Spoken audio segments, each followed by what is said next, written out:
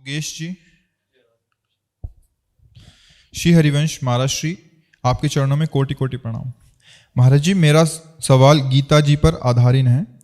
गीता जी के अध्याय 9 में श्लोक संख्या 4 में भगवान श्री कृष्ण ने कहा है कि ये सब संसार मेरे निराकार स्वरूप में स्थित व्याप्त है, संपूर्ण प्राणी मुझ में स्थित हैं, परंतु मैं उनमें स्थित नहीं हूँ तथा वे मुझ में स्थित नहीं हैं। परंतु हम तो संतों से सुनते हैं कि भगवान कण कण में हैं। महाराज जी, कृपया इस श्लोक को समझाने की कृपा करें। जैसे शरीर पंचभूतों से बना है, अब इसमें पंचभूत प्रवेश ना करें। पंचभूतों से बना है और पंचभूत कहें कि मैं इस देह में प्रवेश नहीं करता हूं और मेरे से ही ये देह बना हुआ है, तो उसी बात को भगवान घुमा के कह रहे, केवल समझना है। जब पहले से तो प्रवेश क्या करें, वही इंद्री बने, वही मन बने, वही त्रिगुण माया बने, वही सारा खेल, तो किस में प्रवेश करें? दूसरा हो तो उसमें प्रवेश करें ना, वही तो बने हुए है ना। यही तो बात समझा रहे हैं। और शास्त्र की वाक्य से घुमा के होते कि बिना भागवतिक बुद्धि के आप उसे समझ नहीं सकते हैं।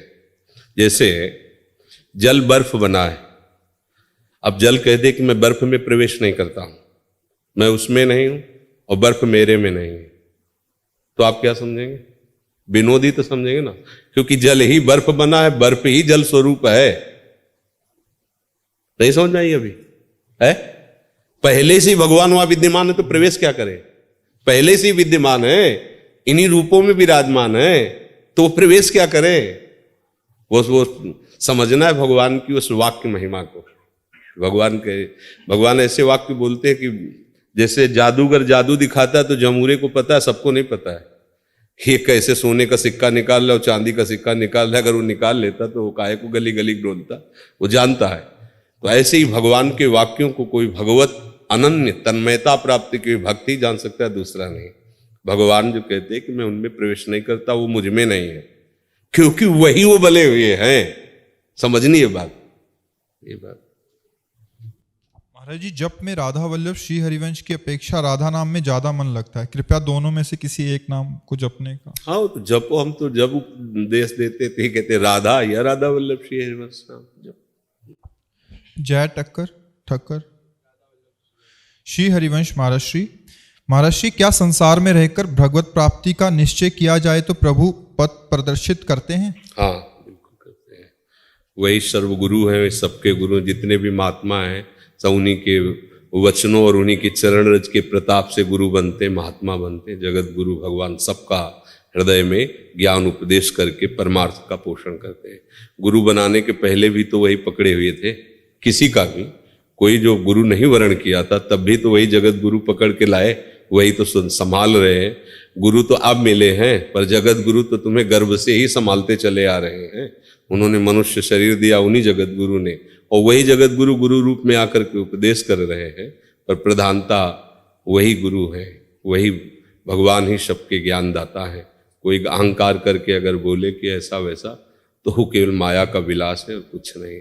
तरंग बहुत मुझ में ताव दे, समुद्र के ऊपर अटखेलियां कर रही है, उसी का है सब कुछ। समुद्र का ही तो स्वरूप है तरंग, और वो तो ऐसे ही कोई ज्ञान के अभिमान में, तो अलग बात है। नहीं तो जगत गुरु भगवान ही सबके गुरुदेव हैं।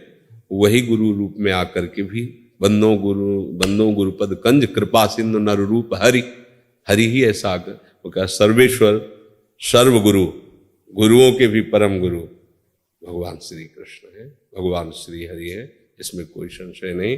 वो गुरु मंत्र ले या ना ले, हरि सबको दुलार करके सबको सतमार्ग बताते हैं। उनकी बात मान जाए तो उसका कल्याण हो जाए, और बात ना माने तो गुरु बना लेने पर भी नरक मिलता है।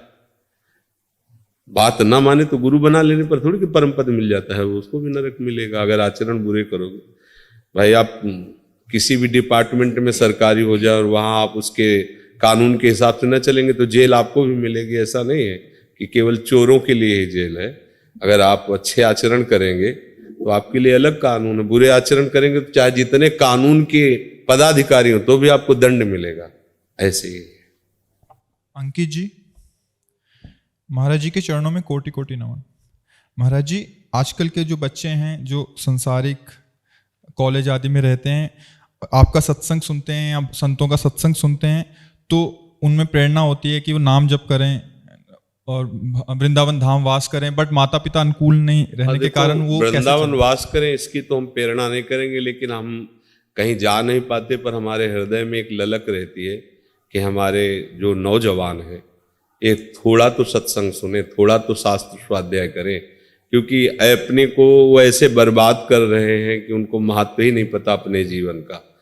वो शराब पी करके उन्मत्तता में ऐसी गाड़ी चलाई, मर गए, ऐसे आचरण किए, गोली मार दी गई, ऐसे आचरण किए, जेल पहुंचा दिए गए। नौजवान बच्चे उन्माद अवस्था, उनको पता नहीं, या स्वयं ऐसे आचरण किए कि अपने जीवन को ही बर्बाद कर रहे हैं। तो थोड़ा शास्त्र स्वाध्याय और सत्संग हो तो कम से कम उनको दिशा तो मिले।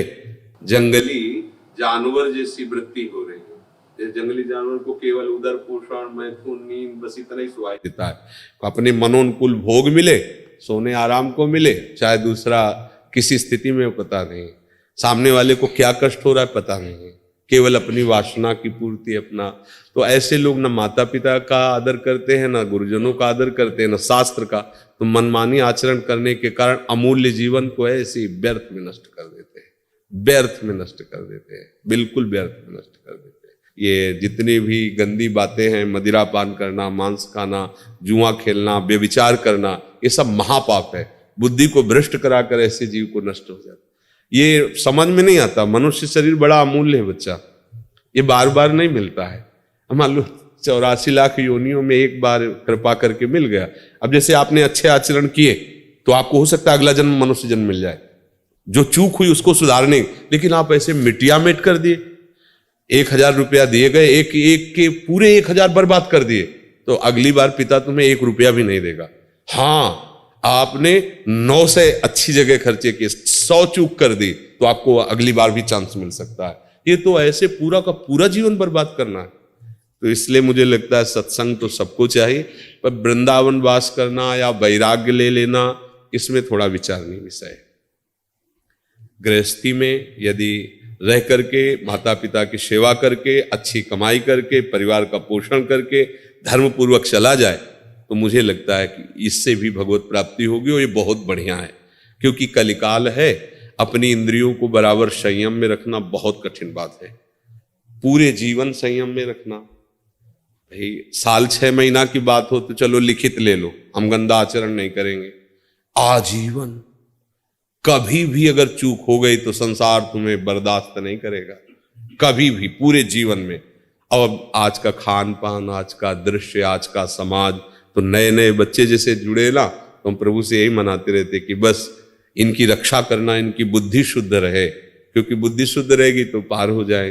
अब हम ये कम चाहते हैं कि कोई वैराग्य ले, अंदर से वैराग्यवान बने और गृहस्थी में रहे, कमाए खाए, परिवार का पोषण करे।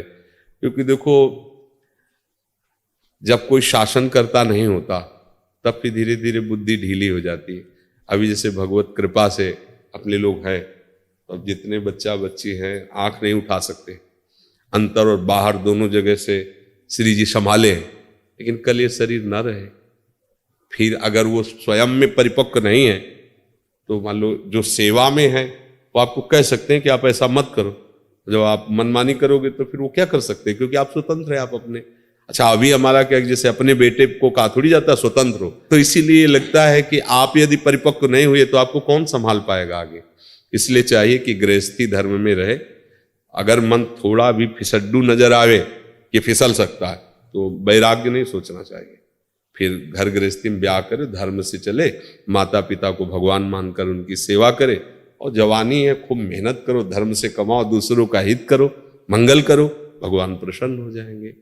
आप वृंदावन वास या भगवत प्राप्ति, फिर तो ऐसी बात होनी चाहिए कि हमारे आसपास सारे विषय हों, फिर भी मेरा मन चलाए मान ना हो, ये पहले चेक कर ले, क्योंकि ये आग का खेल है, इसमें फिर चूक हो जाती है तो बर्दाश्त कोई नहीं करता है। हाँ जी, अपने श्री मुख से राधा नाम देने। राधा राधा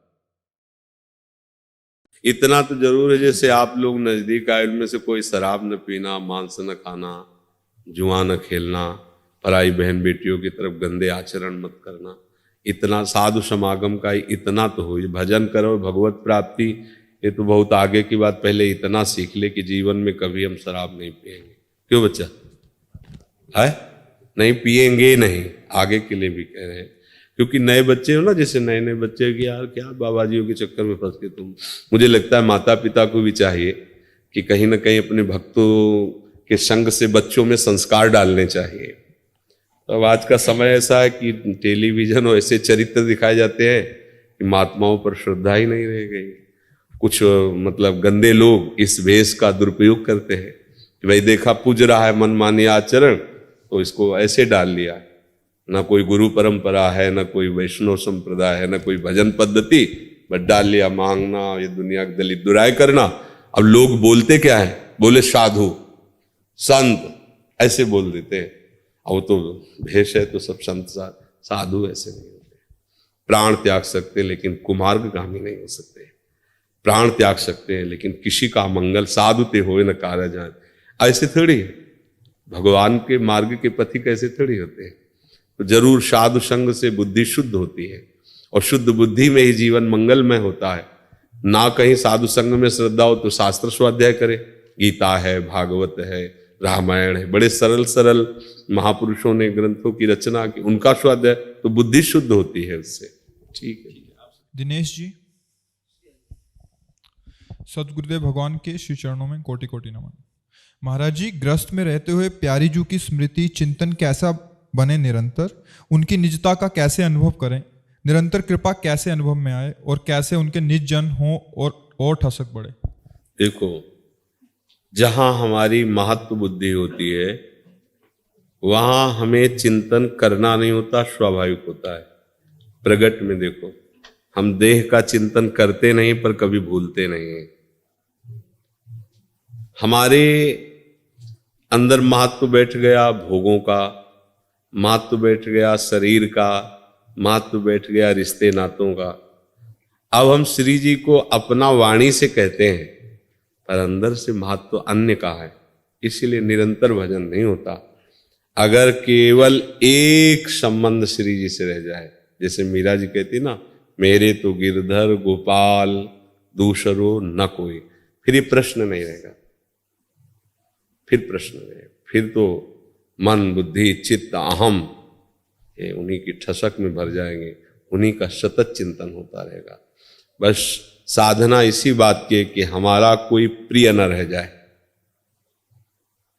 हमारा कोई अपना न रह जाए, हमारा कहीं महत्व न रह जाए, बस इतने की साधना है। शेष आगे सब कृपा से आपको खुद अनुभव में आने लगेगा। ये अपने तरफ से करना होगा क्योंकि हम ही ने संबंध माना है और इसे हमें ही छोड़ना होगा। अगर हम माने हुए संबंधों का राग बनाए रखें तो हमारा पतन हो जाएगा। तो कोई कहे गृहस्थी में कैसे त्यागे, भाई बाबा जी तो सब त्याग के बैठ जाए, लेकिन गृहस्थी में राग त्यागने की बात कहते हैं।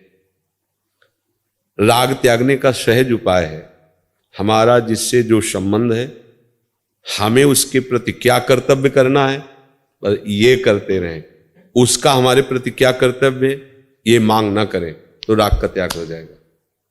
समझ पा रहे? ये हमारे माता है, हमारे पिता है, हमारी पत्नी, हमारा पुत्र है, ये हमारा इनके लिए क्या कर्तव्य है उसका आप पालन करो तो राग नष्ट हो जाएगा और प्रभु से अनुराग होने लगेगा। हम फंस कहां जाते हैं कि हम इनके पति हैं तो इसका हमारे प्रति क्या कर्तव्य है, हम इनके पुत्र हैं तो इनका हमारे प्रति क्या कर्तव्य है। हम अपने कर्तव्य को तो छुपाए हुए हैं, अपने कर्तव्य को तो देख नहीं रहे, उनका हमारे प्रति क्या कर्तव्य होना चाहिए, बस इसी में हम फंस जाते हैं। इसे कहते हैं राग, और जो राग का परिणाम होता है द्वेष, क्रोधावेश, तभी अपने पूज्य जनों पर वो हाथ उठा देता है, गाली देता है या घर में लड़ाई झगड़ा करता है। कारण उसका होता है वो सही समझ ना होने के कारण, नहीं तो घर में रहते हुए भी वो महात्मा है। अपने कर्तव्य को देख करके सबके प्रति अपना व्यवहार जो शास्त्र सम्मत है वैसा करे तो आप देखो राग नहीं रह जाएगा। ये युक्ति है। गृहस्थी में रहते हुए भी वो सबकी सेवा करते हुए भी वो राग रहित रहेगा। जैसे गोपीजन, गोपीजन अपने घर में ही थे, कहीं किसी से कोई भी राग नहीं था और सबकी सेवा कर रहे थे, गौ सेवा, पति सेवा, पुत्र सेवा, सबकी।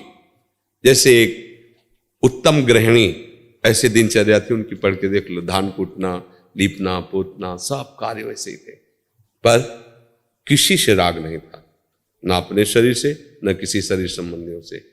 हर समय श्री कृष्ण अनुराग में मगन रहती, महान रास में उनका प्रवेश हो गया, वो श्री कृष्ण की प्यारी बनी। बस यही हमारी भक्ति का स्वरूप होना चाहिए। हम अपने कर्तव्य से मन को न चुराएं, जो हमारा कर्तव्य हम उस, वो हमारे प्रति कैसा बर्ताव करता है ये हमें नहीं देखना, वो हमें सहना है। हम अच्छा कर रहे हैं, वो हमारे साथ बुरा कर रहा है, तो हमारा कोई प्रारब्ध है, हम उसे सह रहे हैं, पर हम बुरा नहीं कर सकते।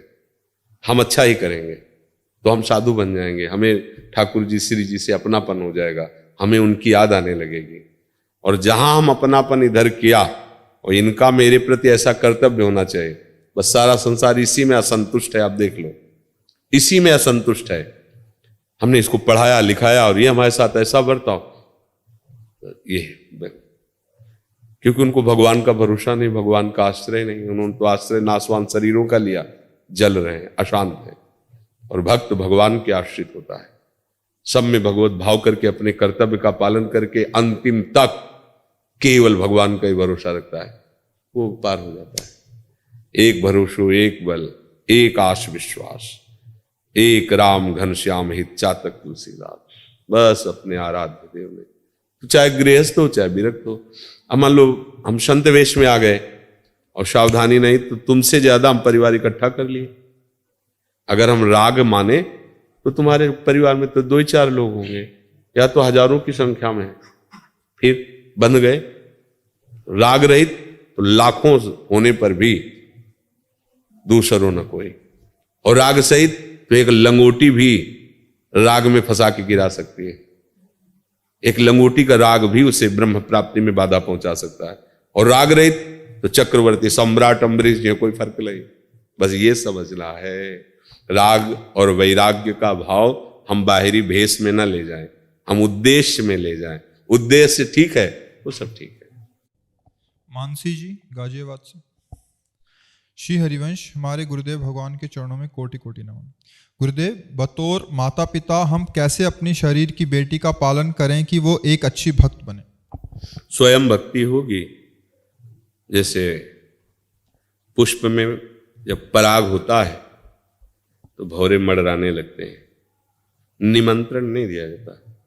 ऐसे ही हमारे हृदय रूपी पुष्प में जब भक्ति होगी तो भगवान के सब सद्गुण आ जाएंगे। तो हमसे जो जुड़ेगा, चाहे वो पुत्र हो चाहे शत्रु हो, दोनों का ही मंगल होगा, दोनों ही भगवान की कृपा के पात्र बनेंगे।